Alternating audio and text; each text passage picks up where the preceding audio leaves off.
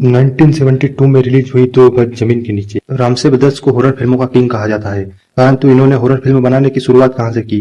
तो उसका जवाब है यही फिल्म है जो 1972 में रिलीज हुई थी। और इस फिल्म के रिलीज के बाद रामसे ब्रदर्स ने हॉरर फिल्मों की लाइन लगा दी। तो रामसे ब्रदर्स को इस फिल्म से ऐसा क्या मिला जिससे इन्होंने 70s और 80s के दशक में इतनी सारी हॉरर फिल्म बनाई? तो आज के इस वीडियो में 1972 में रिलीज हुई फिल्म दो गज जमीन के नीचे से जुड़े कुछ रोचक तथ्यों को जानेंगे। 1949 में महल जैसी रोमांटिक हॉरर फिल्म रिलीज हो चुकी थी, परंतु 1949 से लेकर 1972 के बीच में कोई भी ऐसी हॉरर फिल्म नहीं आई जिस पर चर्चा की जा सके। 1972 से पहले ज्यादातर हॉरर फिल्में नहीं बनती थी, कोई एक आध फिल्म देखने को मिल जाती थी। जब 1972 में दो गज जमीन के नीचे रिलीज हुई तो उसने दर्शकों को काफी डराया। इस फिल्म में हॉरर के साथ सस्पेंस भी देखने को मिला। इस फिल्म में सुरेंद्र कुमार ने मुख्य भूमिका निभाई थी। इस फिल्म को डायरेक्ट किया था तुलसी रामसे ने। यह रामसे ब्रदर्स की टॉप 10 हॉरर फिल्मों में आज भी शामिल है। जब भी कभी रामसे ब्रदर्स की टॉप 10 हॉरर फिल्मों के बारे में बात होती है तो यह फिल्म जरूर याद की जाती है। इस फिल्म की कहानी पर बात करें तो राजवंश नाम का एक वैज्ञानिक होता है। उसकी शादी अंजलि नाम की एक लड़की से होती है, परंतु अंजलि को तो राजवंश के पैसों से प्यार होता है, इसलिए अंजलि अपने प्रेमी आनंद के साथ मिलकर अपने पति राजवंश की हत्या कर देती है और उसे दो गज जमीन के नीचे गाड़ देती है, जिसके बाद शुरू होता है असली हॉरर। और इस मूवी का क्लाइमेक्स से तो कुछ अलग ही निकल कर आता है। 70s का वो समय था जब किसी फिल्म को बनने में लगभग 1 वर्ष का समय लगता था और उस समय फिल्मों के निर्माण में लगभग 50 लाख तक का खर्चा आता था, परंतु दो गज जमीन के नीचे इस मूवी को शूट होने में लगभग 40 दिन का समय लगा था।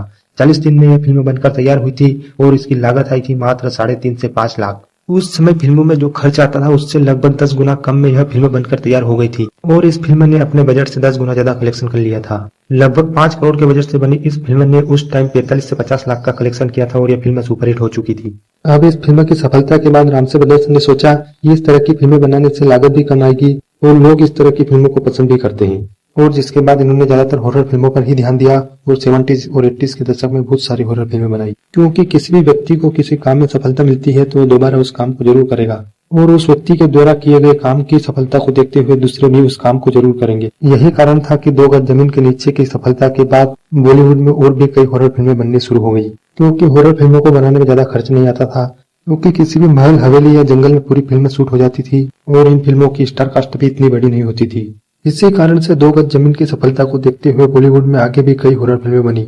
1988 में रामसे ब्रदर्स की सबसे बड़ी फिल्म वीराना रिलीज हुई थी। आज भी इस फिल्म को रामसे ब्रदर्स की सबसे बड़ी फिल्म माना जाता है। उस समय इस फिल्म की भयानक चुड़ैल ने दर्शकों को काफी डराया था। उस समय इस फिल्म ने बॉक्स ऑफिस पर 10 करोड़ का कलेक्शन किया था और ये फिल्म ब्लॉकबस्टर रही थी।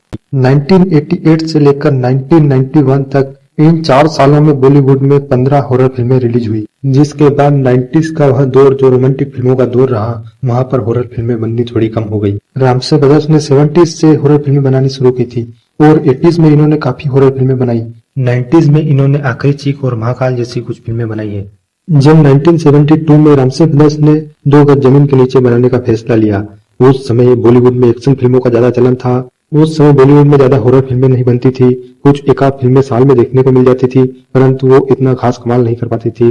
परंतु रामसे ब्रदर्स ने फिर भी एक रिस्क लिया और उन्होंने एक्शन से हटकर इस हॉरर फिल्मों को बनाने का फैसला लिया। उसके लिए इन्होंने एक दिमाग लगाया। इन्होंने सोचा कि हम फिल्मों पर खर्चा ही नहीं करेंगे और उन्होंने कम से कम बजट में इस फिल्म को तैयार कर लिया। जब फिल्मों की लागत में 50 लाख तक का खर्च आता था, उस समय इन्होंने 3.5 लाख में इस फिल्म को शूट कर लिया। ये बहुत बड़ी बात थी। इस फिल्म में ना ही इन्होंने कोई बड़ी स्टार कास्ट ली और एक ही जगह पूरी फिल्म शूट कर ली। जिस समय दूसरी फिल्मों को तैयार होने में 1 साल का समय लगता था, उस समय इन्होंने 40 दिन में फिल्म बनाकर तैयार कर दी। अब फिल्म बनकर तैयार थी, इन्होंने प्रमोशन के लिए ज्यादा खर्चा नहीं किया और हल्के फुल्के प्रमोशन के साथ इस फिल्म को रिलीज कर दिया। अब इस फिल्म को दिल्ली मुंबई जैसे बड़े शहरों में रिलीज किया गया। उस समय इसके दिन और रात में एक शो दिखाए जाते थे।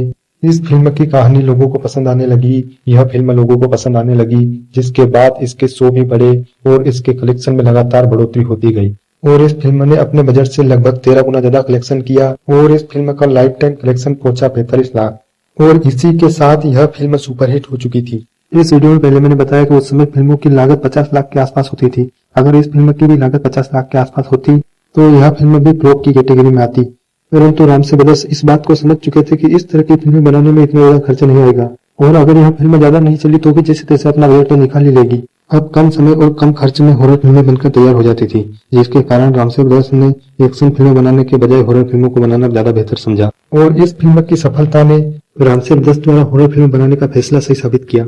अब इस वीडियो में बस इतना ही। अगर आपको यह वीडियो पसंद आई हो तो इस वीडियो को लाइक अवश्य करें और चैनल को सब्सक्राइब भी अवश्य करें।